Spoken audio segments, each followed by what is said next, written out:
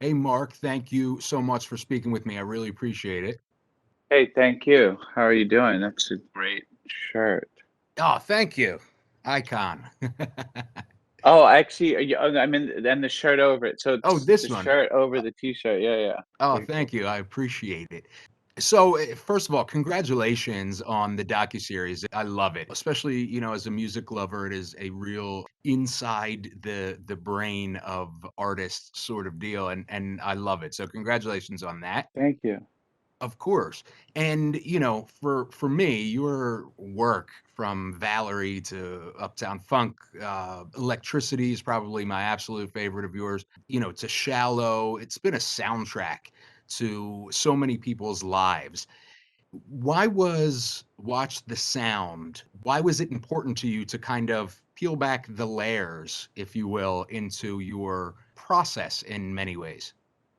I think because as much as I make music and that is my day job, like I'm just as much of a fan of other people's music as I probably consider myself somebody who makes it. So the idea of getting to go talk to everybody from the BC Boys to Tame Impala to McCartney to Charlie XCX about sound and music and why they do what they do and like you said, peeling back the layers of it is super exciting to me. I it was when I the idea came from Apple and they came to me because they liked this TED talk that I'd done on sampling, and I was like, oh cool, they want to do this. This isn't just like some kind of plastic show where they want me to bring in my famous mates, so to speak, and like we just talk about music. Like this is going to be cool and about tech and about auto tune and synthesizers and drum machines and the things that I truly believe have like revolutionized music and make it interesting. So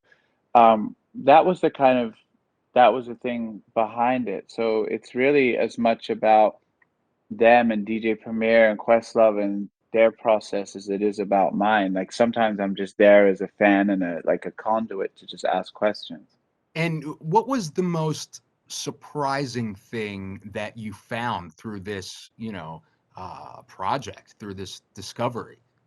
I mean, there were so many. I mean, there was definitely a moment when I was, DJ Premier is one of my heroes. He's my favorite, like, beat maker of all time. And we were in his studio and he starts making a beat. And I'm not sure if he's ever done that on camera before. And I realized that he doesn't listen to the metronome while he's making the beat, which is crazy because everybody listens to the metronome. It's like how you know where to put the beat in when you're programming the thing. And it suddenly made so much sense to me why his sound is that way. And then there's this amazing composer and synth player named Susan Shiani, and in the synthesizer episode, she made all the soundtrack for all the 80s Coca-Cola commercials, like when the top comes off and it goes plop and you go glug glug glug glug glug and like fills in the glass.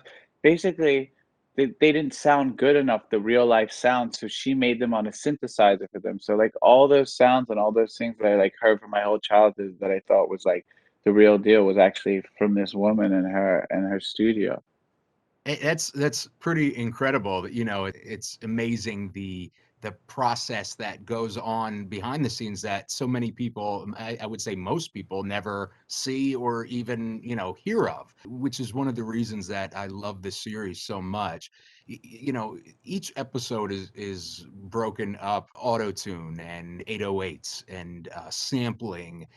What do you think is the biggest change in music, the biggest technology mover that changed modern music? I think all of these things have really defined their eras. I think certainly the era that we're in right now, certainly auto-tune is the most defining probably sound of like, Simon Reynolds is this amazing kind of music historian. He says it in the show. He's like, when people look back on the 21st century, they're gonna look and like auto-tune will be the most uh kind of definitive sound, certainly for now. Like maybe something's going to happen in 10 years. And I'm talking to T-Pain, who is obviously the first auto-tune singer, and T-Pain's he's a really great singer without it. He doesn't need it, but he says something really beautiful in the episode. He's like, I didn't want to sound good, I wanted to sound different.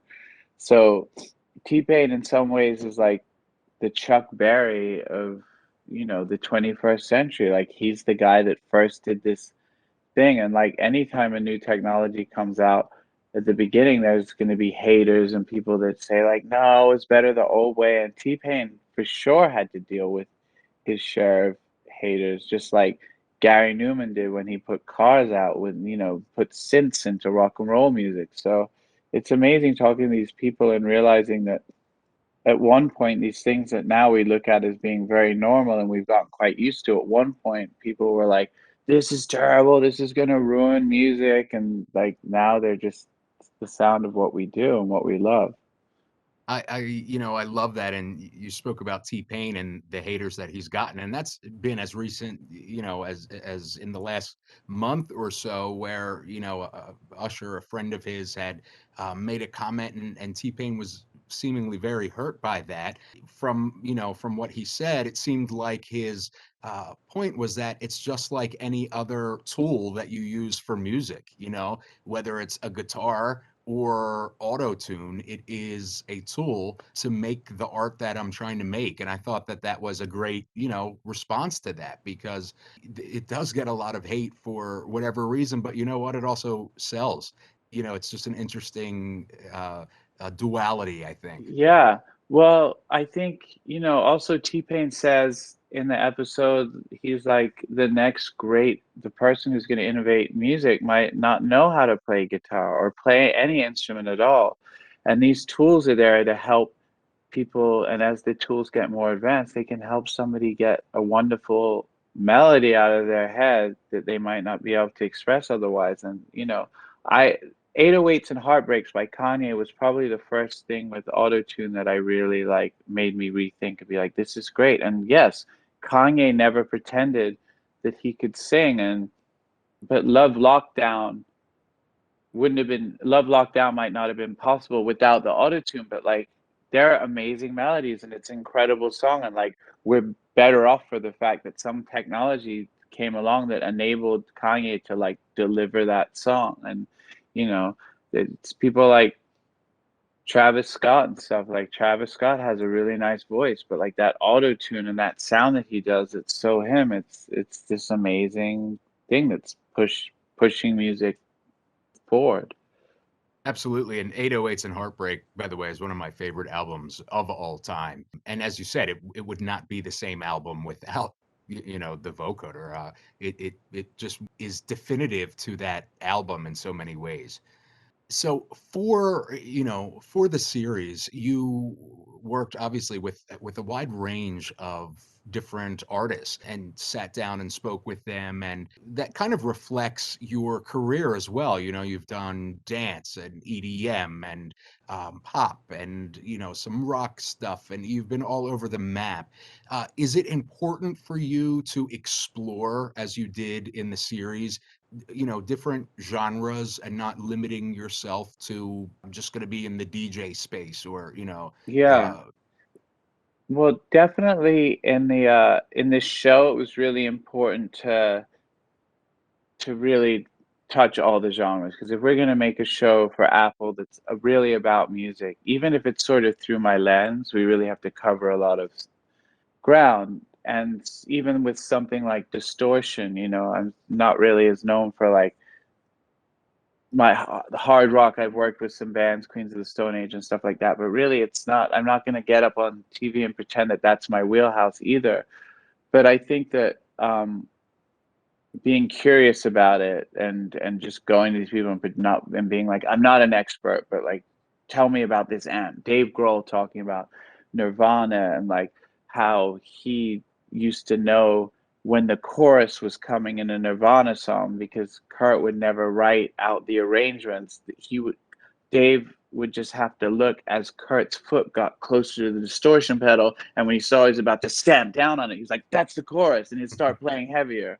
Like those stories are like incredible. But as for me and my own career and I have tried a lot of those things because I really did grow up loving all those different kinds of music. I think that if I was going to be really honest with myself, there's probably some that I'm not as good at and probably shouldn't do again. But I definitely, the curiosity to try it is always going to be there.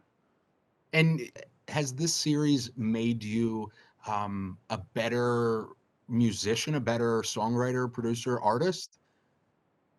I think there's been some things that have been challenging, that have challenged me in the show that have been interesting. And I think, you know, for each episode we make a song. So for the autotune episode, I was like, okay, well, if the whole point is that autotune means anyone can sing, then I'm gonna try and sing this song and see what happens. And I think anytime you're around really amazing creatives, like some of the best to ever do it, and you're listening to them, somehow that's gonna filter in subconsciously and make what you do better. So hopefully, yeah, hopefully I've learned some things that will make my own music better.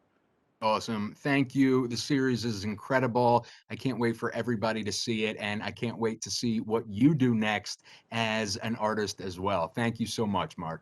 Thanks so much, Kyle. Thank you.